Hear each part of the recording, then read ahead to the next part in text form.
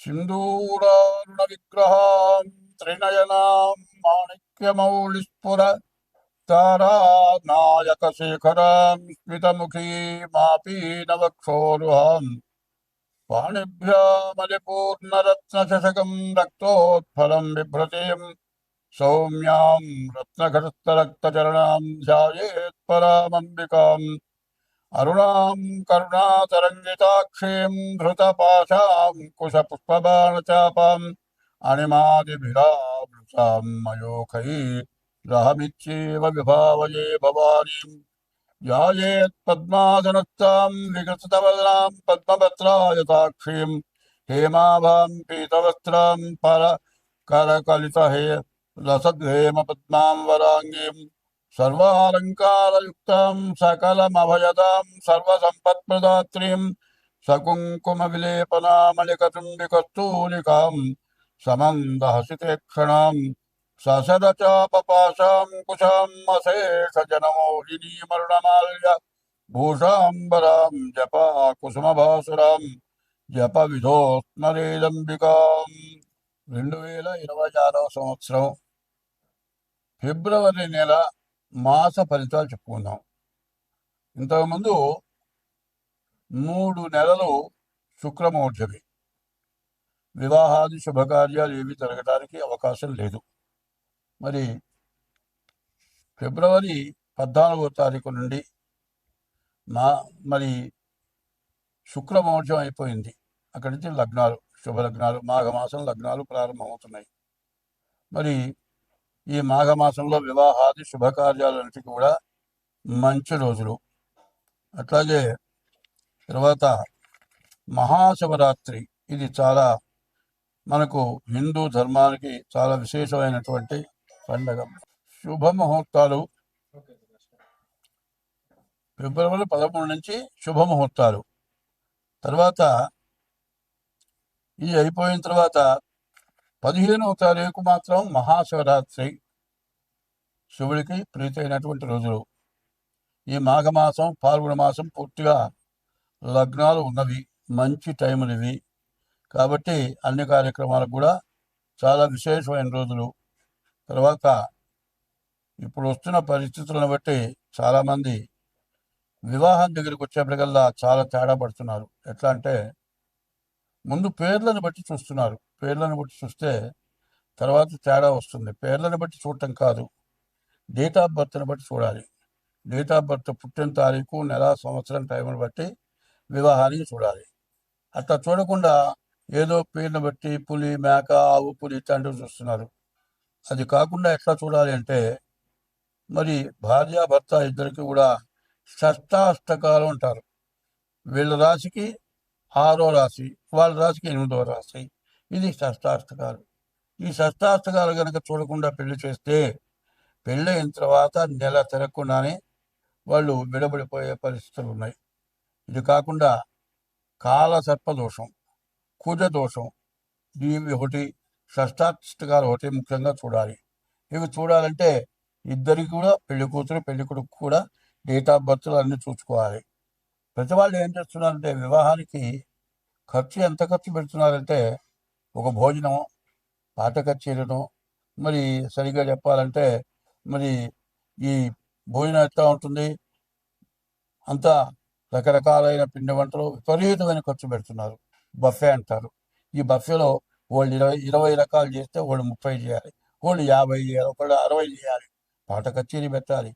ఈ పెళ్లి జరిగేటప్పుడు ఖర్చు దాదాపు లక్షలు పెడుతున్నారు. కానీ ముఖ్యం ఏంటంటే పెళ్లి జరగాలి అనేటట్లయితే, పెళ్లి జరిగితే రేపొద్దున భార్యాభర్తలు ఇద్దరు కూడా కలిసి శాశ్వతంగా జీవించాలి. అది కావాలి అంటే సరైన తెలిసిన వాళ్ళ దగ్గర చూపించుకొని పెళ్లి చేయాలి. అట్లా కాకుండా బ్రాహ్మడు లేకపోతే జ్యోతిష్యం చెప్పేవాడు ఇది ఇట్లా చెప్పాలి, దేనికి ఇంత ఖర్చు అవుతుంది అనగానే, ఎందుకు ఇంత ఊరికే చెప్పండి, తేలిగ్గా చెప్పండి. తేలిగ్గా చెప్పేది బరువుగా చెప్పేది ఏంటి? తేలిగ్గా చెప్పాలంటే డేట్ ఆఫ్ బర్త్ లేకుండా చెప్పలేము.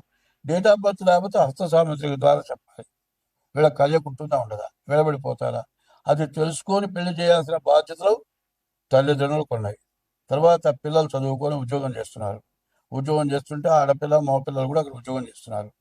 వీళ్ళు మాట కలిసి మేము ప్రేమించుకున్నాం, మేము పెళ్లి చేసుకుంటాం.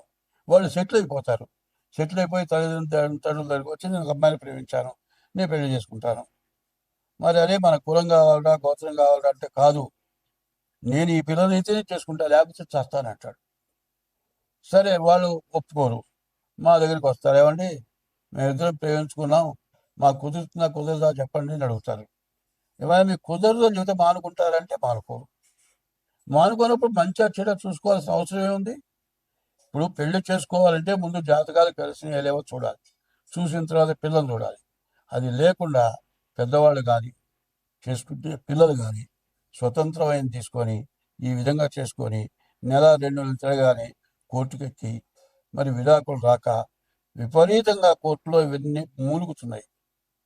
లాయర్లు కూడా విసుక్కుంటున్నారు. కాబట్టి నేను చెప్పబోయేది ఏంటంటే, ఎవరైనా సరే వివాహాలకి టైం కాబట్టి ఈ టైంలో జాగ్రత్తగా డేట్ ఆఫ్ బర్త్ ద్వారా మాత్రం మీరు వివాహానికి కుదురుతుందా లేదా అనేది చెప్పాలంటే మేము చెబుతాం. అయితే దానికి తగిన ఫీజు తీసుకొని చెబుతాం. ఇట్లా చేసుకుంటే మీకు అన్ని విధాల మంచిది. 2026 సంవత్సరం ఫిబ్రవరి నెల 11వ రాశి ఈ కుంభరాశి. కుంభరాశికి ద్వితీయంలో శని ఉన్నాడు.